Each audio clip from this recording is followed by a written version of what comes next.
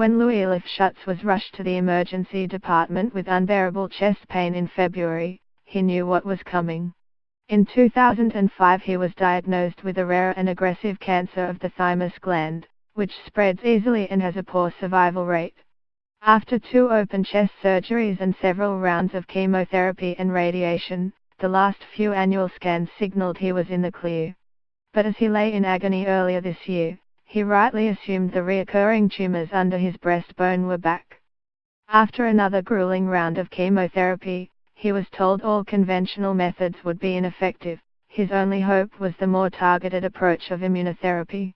He currently travels weekly from Canberra to Sydney to trial a new, groundbreaking treatment, even when needing only a 15-minute checkup, but the program will become available in his hometown by next year.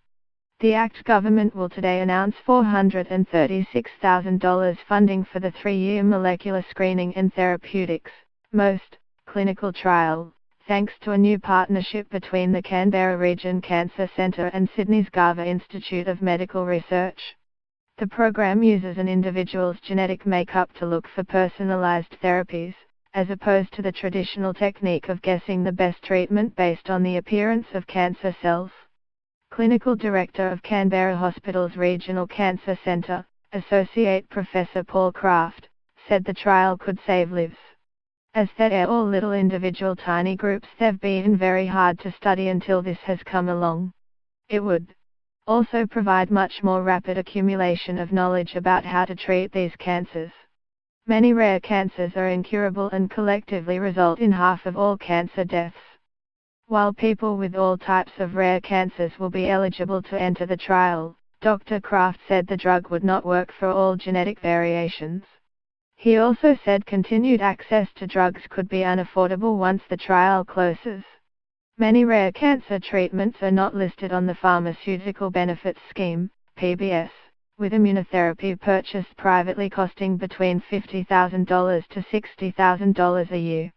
Dr. Kraft said that was because PBS-approved drugs required evidence from a large group of patients, which was not always attainable with uncommon diseases. I know there is work being done behind the scenes to develop a new way of assessing treatments for this class of cancer, he said. But Mr. Lifshutz said he tried not to think about the possible financial burden, focusing only on whether the treatment would work. He believes the opportunity to take part in the Canberra trial could make the world of difference. Mr. Lifshutz said he was so grateful for the Grattan Institute opening the trial in Sydney in August, he has been willing to make the weekly trip. But managing the travelling and medical care with full-time work has taken its toll. It is tiring because you're getting up early in the morning, you're getting home late at night, you feel like you're already behind and catching up on everything, at work. ACT Health Minister Meg Harfitz-Harris said she expected up to 100 rare cancer patients to enroll in the trial in the Territory.